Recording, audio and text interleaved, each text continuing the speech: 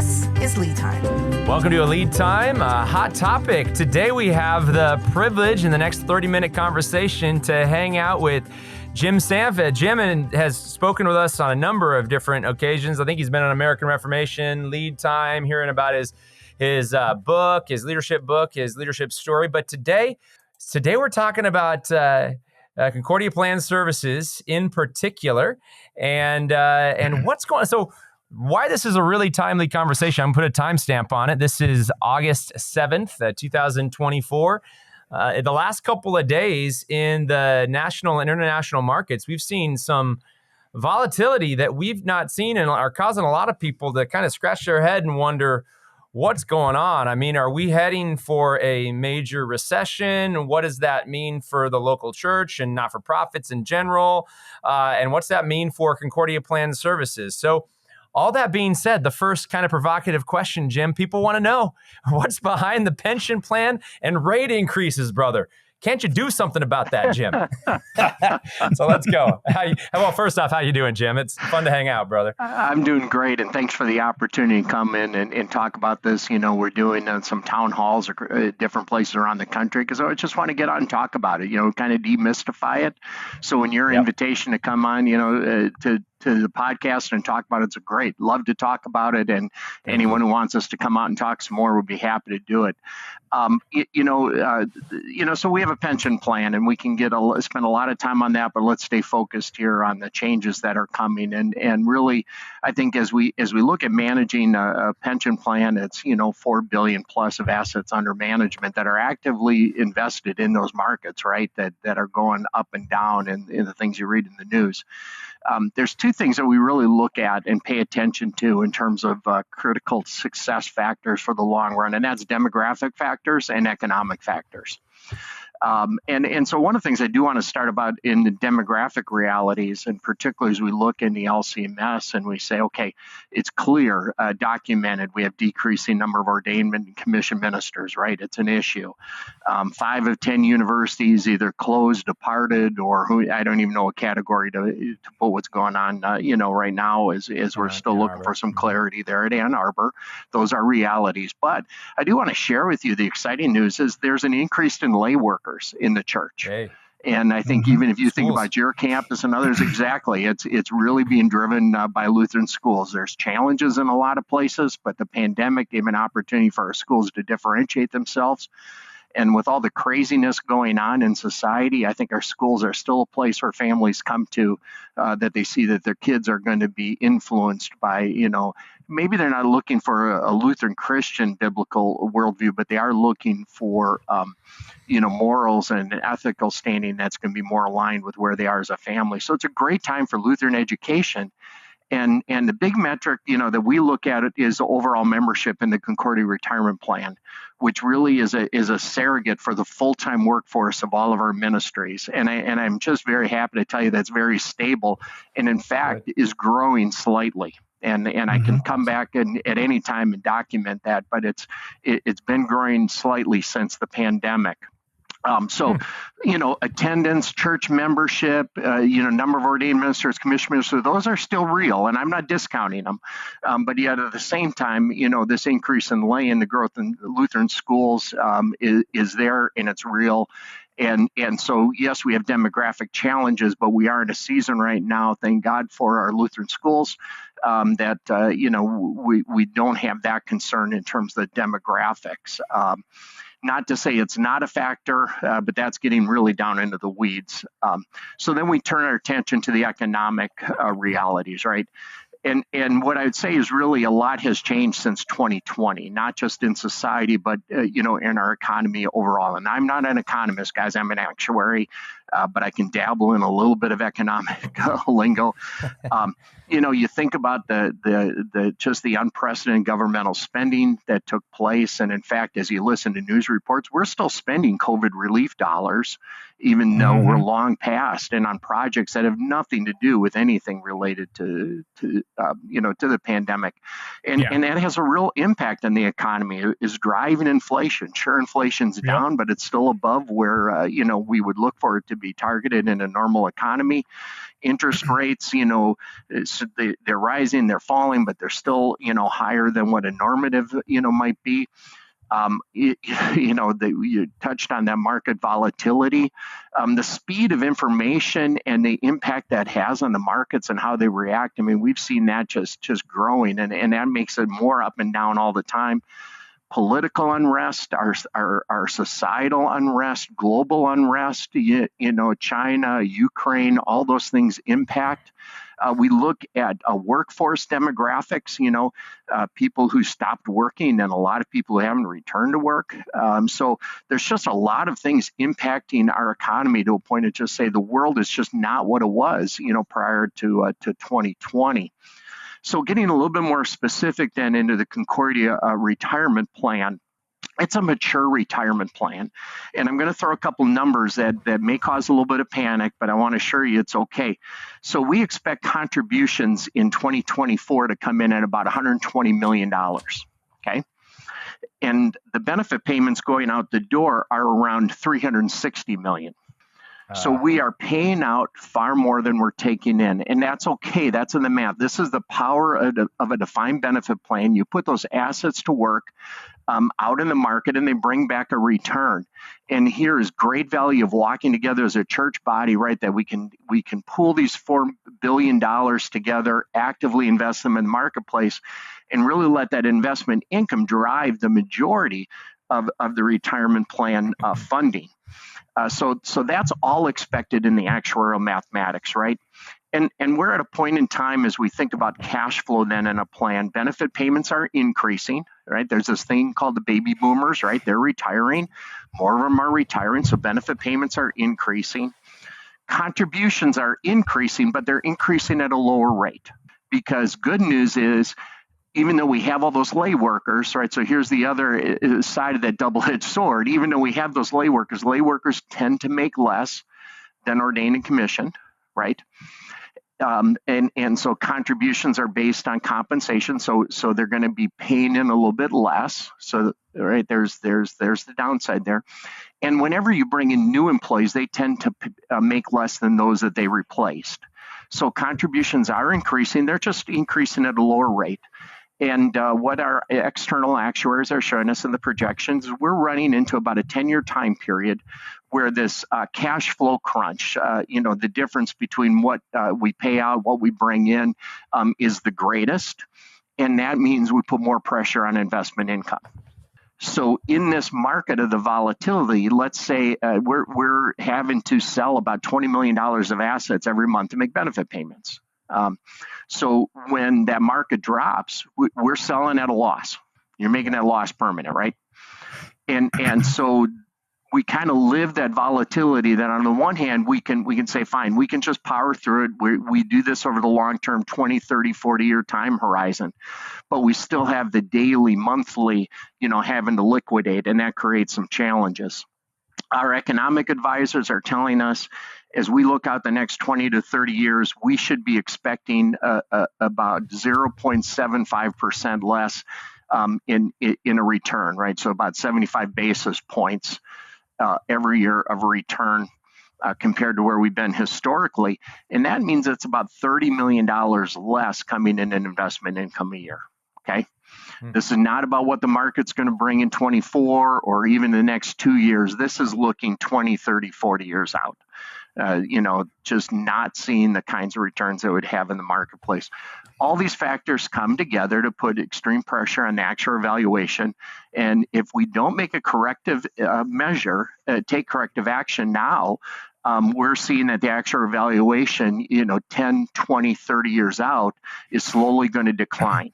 And so, in a fiduciary role, my board in a fiduciary role, when you get that kind of projection come in, you have to take action.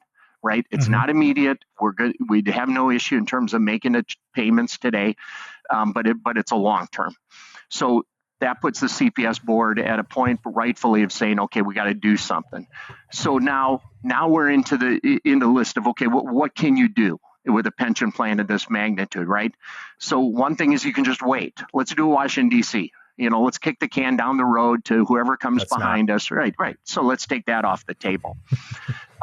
Another thing that we could do is, you invest these assets and you take risk and the market rewards you for the risk. Well, maybe we can take more risk, right? Maybe we can take more risk and get a higher return. We don't feel that that's a prudent path to pursue at this point in time. We think we have the right level of risk for this portfolio today, and it would not be proper, in our opinion, to take additional risk at this time. A third lever, we can cut benefits. Sorry, retiree, you're getting $1 yesterday and now we're going to give you 80 cents, This is just, we're not in that situation where we're going to hit people like that and impact them. You certainly have seen stories in the news where there have been pension programs who find themselves at that point that they have to take that type of action. We're nowhere near that sort of thing. And so really that leaves us with the fourth and final lever.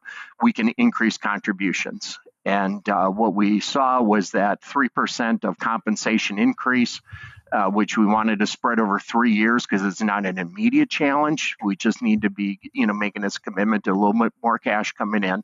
We can spread it 1% of compensation over the next 3 years, and hopefully give you all a chance as you're managing your budgets to bring that in over a period of time.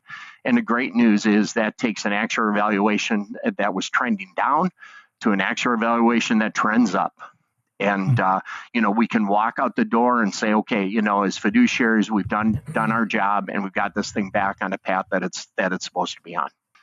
Whew. And the scope is 10 years is what you're looking at, right? Or are you looking beyond 10 years? No, we're looking beyond 10 years. This is actually going to get the model corrected in about 20 years. Gotcha. Yeah. All right. Well, hey, Jim, yeah, it is. And I understand. I was kind of being silly. I am one of, thousands of folks who will benefit from what is just a huge, huge gift in our pension plan. And to have someone like you managing that very, very well, not just for Called and Ordained, but for all of our workers. You certainly don't go into the ministry because, wow, I'm going to get rich doing this, that kind of thing. I mean, there's plenty of jobs where people can say, I could find way more resources in the marketplace. But at the same time, to have such a plan like this that says, hey, we're gonna take care of our people while they're working, and as they we don't retire, right? As they transition into some, opportunity. I'm thinking of my dad right now. I'm grateful for the pension plan because it allows my dad to maybe do some more creative things in the ministry space, right, and work part-time at a church to serve. And there are hundreds of those types of workers. My question with less, and you may have said this, but if we have fewer workers, right? I'm sure that's all taken into consideration, the demographic downplay. That's what I wanted to ask about is how much of this is driven by the demographic shift in our workforce, and how much of that is market projection driven. It's both, right? Both. But the majority of this is economic, not demographic. So I want to come back to the point. Yeah. Our number of full-time workers is actually slightly growing, and even though pastors are down, even though pastors are down, and I really think that probably there in your campus you can look at that and say, hey, we're adding people, and you're actually competing for labor, and you're probably having challenges finding all the people, qualified labor that you need. So I don't think I've gotten myself in big trouble with this, but I'm going to throw it out here from a workforce standpoint. Okay, guys, just a workforce standpoint. I think we like to think of the Lutheran Church of Missouri Synod is a collection of churches with schools attached to them. But from a workforce standpoint, we're a collection of schools with churches. On them. So when you're thinking demographics of the LCMS, guys, be thinking schools. And right now we're at a season that people are coming into our schools. So this is primarily and substantially economic driven, not demographic. Now, some people say, well, wait a minute, these universities, that has to have an impact. Certainly it has an impact. Absolutely. It's in the math and we could come up with it, but the majority of it is really being driven by the economic scenarios. So that makes a lot of sense. So you've got very intelligent people looking at the economic scenarios, and what are you being told that the future, we're not expecting the same types of returns that we've had in the recent past? Is that pretty much it? Yeah, so let me talk a little bit about sort of our outside, and we are blessed, right? We are blessed in CPS to have a great board. I've got a great team here in the CPS, but we supplement that with best of class outside advisors, right? So the actuarial consultants on the plan, we've just moved from Willis Towers Watson to Aon. So we went from one of the biggest names in the world to another one of the biggest names in the world, right? And they're bringing church plan experts to the engagement. They're looking not only at the actuarial side, they're looking at the investment and how the whole thing comes through. We have New England NEPC, formerly New England Pension Consultants, helping us with our with our portfolio, with the asset allocation. And so what you really have to do is take every one of the asset classes that we're invested in, and then they do an economic projection for each one, and then you do a weighted average as you come forward, and that's where we look at then what the markets are going to return to us. And we're not just in the stock market and traditional fixed income. This is a well diversified portfolio. We're in private equity, we're in real assets, and it's just as they do that weighted average across all of those asset classes, just see that overall return just isn't going to be what we've enjoyed in the past. So you have to build that a little bit more pessimism into the model going forward. Yeah. And that's a model that's informed by the demographics of the nation, the world, and some of the policies related to inflation and whether current assets are overvalued or undervalued, right? There's a lot of factors going into that. Yeah, absolutely spot on. And so to your point of being surrounded by really smart people, right? As I said, I'm not an economist, but we depend on these great minds who are bringing input. And it isn't just one person that says, hey, this, right? I mean, it's a team, it's testing, and this is where the board recruitment is so important, and getting people on the board who really have the chops for these kind of conversations, right? The chairman of our investment committee used to run the fixed income portfolio for Thrivent, right? So some people think, well, maybe the field rep is a good investment guy. No. We have the guy who was running a whole significant portion of their portfolio, chairing the investment committee, and there's others as well. But, those guys then have the chops for these kind of conversations. Hey, Jim, this is awesome. I'm praying for you and grateful for your humble leadership. Second part of the conversation today, Jim, I'd love to switch. Managing change is hard in an organization as complex as CPS. I mean, what are your three primary values as you look at change management? You're like, I have to nail this. What do you think about? I'm going to cheat, if you don't mind, and I'm going to combine two, because I really was wrestling this as I was thinking about this question. I'm putting clarity and alignment, right? So clarity, what needs to be done? Why is it being done? What's our desired goal, end state? How are we going to get there, right? So your team, you need that clarity of what's going on, the situation, and then that alignment that comes with it of what we need to do, right? That resolution to say, okay, this is where we're at, what we have to go after. I'm thinking about things not just even in this context, but like leading the organization during the pandemic and other kinds of things, right? Just providing that clarity is so important. Then I'm going to layer on top of that transparency, the honesty, the integrity.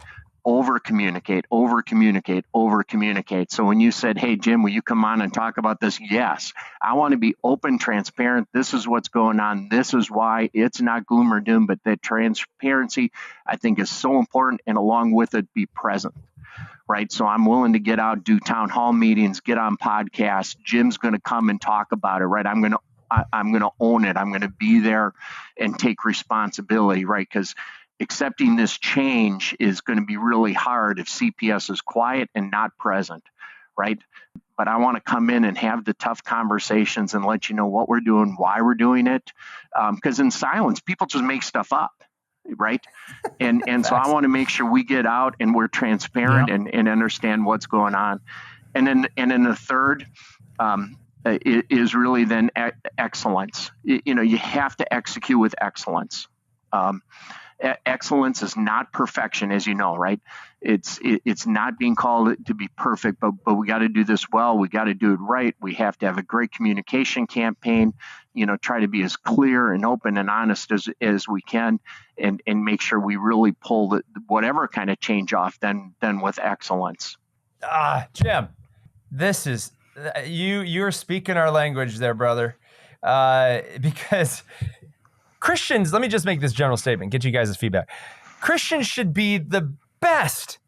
Jack, you use this world-class at leadership, world-class, man, at vision. When I hear clarity, I'm thinking vision. Where are we going? And then you use words like alignment. Alignment's taking a team of people with varying gifts and then making sure, hey, are you on board? Are you on board? Are you on board? You're using your respective gifts. And then you move to transparency.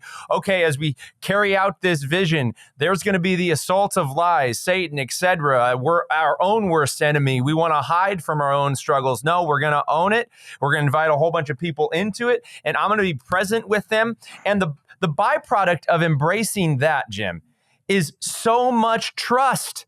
I'm praying for trust in the Lutheran Church Missouri Synod. I trust Concordia Plan Services. I really, really do. But we're not all the time like getting out. I want more leaders in our church, but they're getting out and talking about the hard things.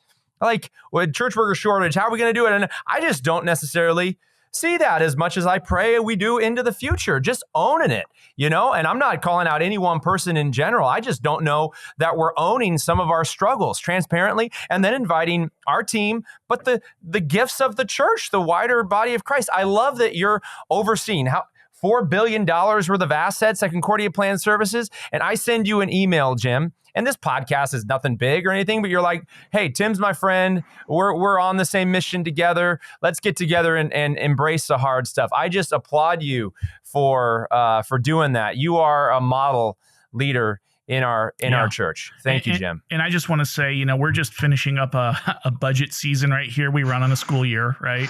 Because Christ Greenfield's one of those ministries that's got a massive school. So if you look at, people would be surprised, we have 141 people on our payroll system. Different hours, it's a lot of very part-time people. Right. That's a ton of people. Right. So we just went in there and we've started to incorporate some of these changes to the pension plan into our budget model. And it's painful, but I do appreciate hearing the proactiveness that's behind that, right? And the realism behind that. And the fact that we're not hiding away from a difficult challenge and we're actually going head into it and we're being transparent about it. So I want to thank you for that. Thanks, Jack. I really appreciate that, and I will say I hope that our your account manager from CPS has talked about what's happened on the health plan change. I don't know the specifics. I should have looked it up before we got on here. But we're also at the same time putting through changes through the health plan. So Kevin Herwick and his team, so Kevin's our chief operating officer. 4 different initiatives that are saving $86.2 million over 3 years, in terms of the health plan without reducing any benefits, right? That's without cutting benefits. That's just finding different opportunities. And this is God's hands. This is not ours. But if you look at that 86.2 million savings, that's about what that increase is going to be in the retirement plan, guys. Yeah. And I get that it doesn't exactly work out in the accounting statements, right? And in that, but I mean, overall, we're going to be able to save that through all the budgets. So it's a real blessing to have these things going on. So just the same kind of proactive work is happening over on the other plans as well, besides the Concordia retirement plan. Praise God. Praise God. Last question, Jim. This is so fun. If you could snap your fingers and give everyone in your team, and even go beyond your team, all pastors, church leaders, 3 positive behavioral characteristics. What would those 3 positive behavioral, we're not just talking personality, we're talking the behaviors of leaders. What would they be? Yeah. So I'm really happy as I tee these things up to say the team that I have at CPS, they have these behaviors, and recruiting and growing that high performing team is, something we as leaders all have to pay attention to. But first and foremost is that sense of accountability. And I spent some time in my book. Thanks for referring to the book earlier, Tim. On this area of accountability and how elusive it is. And so here I'm talking about real accountability, not the finger pointing afterwards, right? Where, well, wait a minute, that was Tim's fault. No, that was Jack's fault, right? It's not that after the fact pointing fingers, but it's the proactive accountability.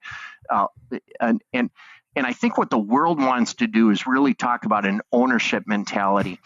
And I like that to a sort, but I think I really prefer coming at it with the perspective of a steward. I think we get lost often in stewardship, but let's focus really on the role of a steward who's acting on behalf of the master, the owner.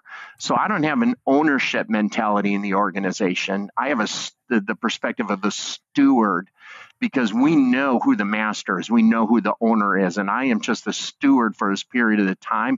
So I'm bringing the ownership, but understanding who the owner is as I talk about this accountability, right? That sense of accountability, I think that's that attribute. And again, my team's got that, across the board. When I hear, I don't know that I've equated accountability to humility and stewardship. Because when I think of stewardship, I think of succession. I think of you're not that big of a deal. Tim, Jim, Jack, you're here. Your life is but a breath. It's a whisper here today, gone tomorrow. Right. And will you faithfully steward the people, the resources, the ministries, etc., well in your time? There's no room for pride when I think of accountability. Right. I'm gonna need a lot of help. Anything more to say there? Am I equating humility to accountability in a helpful way, Jim? What do you think? Well, I think so. I mean, I think as you're talking about this Ecclesiastes, right? I'm toiling under the sun. I've been asked to do something, and I'm going to turn it over to someone else. And I don't know if they're going to be wise or a fool, right? That's not up to me. Yeah. All I know is God's asked me to do this thing now, and I do it to the best of my ability. But I'm not going to be CEO of Concordia Plan Services forever. By the way, you talked about your dad and you talked about this being your pension. I want to just throw in, by the way, it's my pension, but it's also my son's pension because he's a Lutheran school teacher, he and his wife, it's their pension. And I guarantee you they're going to be collecting long after I'm gone, right? So I'm only here for a period of time as a steward. God has asked me to do this at this time in this place, and I will be handing it over to someone else. Okay. All right, next two, or the next one, I guess, of those behavioral characteristics. Teamwork. Tim, Jack, I've told Tim I listen to you guys regularly, so I'm actually glad for the first time you're on one of these because I listen to you all the time. So I know you're a football coach, and I'm not a football guy. I tend to go to other sports, but let's just stay with football, right? Offensive linemen love being offensive linemen. They don't care if they carry the ball. Right? They don't care if anybody notices. They don't want to be noticed because if they do something wrong, the quarterback's been sacked and they're going to take pride that no one even knew, right? Because I did my job every time. And so teamwork isn't just, 5 basketball players working together, but only one basketball, right? So who's going to score, right? It's about understanding. And this is the body of Christ, right? We're not all hands, we're not all feet, but the body fits together. The offensive line, the running backs, the receivers, everybody wants to be the quarterback, right? No, not everybody does. There's many of them saying, fine, you know what? Let him do it. He's much better, and I'm going to stay here, and I'm going to block, and I'm going to run that pattern every time perfectly, even if you never throw me the ball. That's teamwork that understands that this is about winning. It's about winning, and I'm going to do the role that you have asked me to do, and I'm going to do it with excellence over and over again. Yes. So real teamwork, right, is my number 2. And then, I got to pause as a football coach. I just had a conversation yesterday with a lineman who says, I love this. Right. And I love that so much. And he just wants to bang heads like every single play. We try to keep their heads out of the play, right? But he doesn't care. He was built. Like, look at his legs. Like, these are not running legs. These are quick feet legs that are just going to pound somebody, Yeah. We need more linemen in the body of Christ. Right. Those that are, and they're there. But here's the thing too. What does a good quarterback do? He gives praise to his line. He knows where his bread is buttered. He knows that there was so much work that went in behind the scenes, so much time in the weight room, et cetera. So I'll just draw it to pastors. Pastors, you're a little bit more like a quarterback in many of these situations. Right. You're out front, you get the stats, blah, blah, blah. Nothing happens without so much going into not just the Sunday, but like the running, the behind the scenes. Jack, you're a little bit more like a lineman. You kind of look like a lineman. You're doing a lot of the stuff behind the scenes.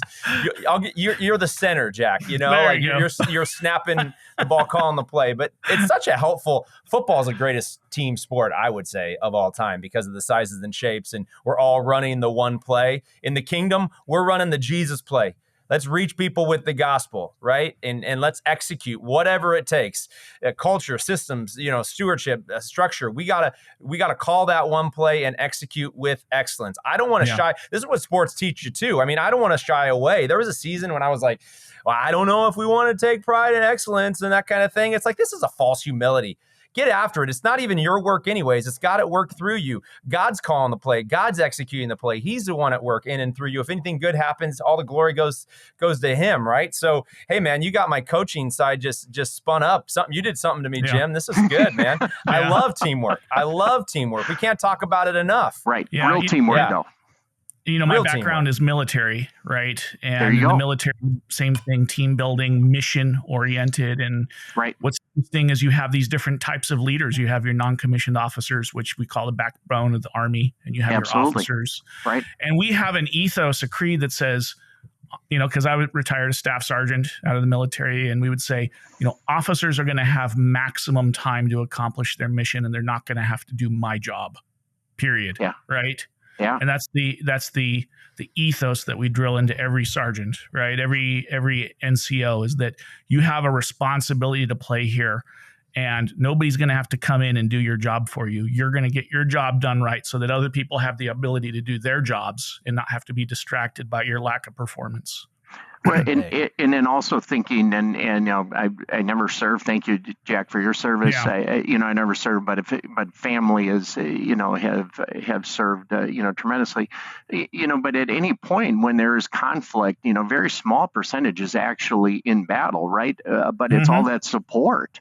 And that additional ethos that I've come to understand of, you're doing the job you've been asked to do.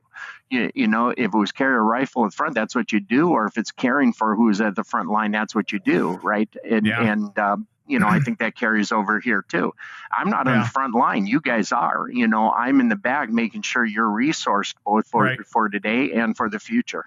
Yeah, I've heard some people say the military is a logistics organization that dabbles in combat. Amen. There you go. All right, Jim. Let's go. Last one. Last one is courage. And I'm going to go to Joshua 1:9 here. Be bold and courageous. Be bold and very courageous. Why? Because God is with you. And so we don't need to shrink away from this stuff, right? If we've done this stuff well, if we've sought godly counsel, we've sought Him in prayer, you're doing the right things for the right reasons, we can be bold, and we can go forward with strength and with courage, knowing that He's with us. And I think too many times I see us operating from fear, not from courage. Oh man, this has been so much fun. Couldn't agree with you more.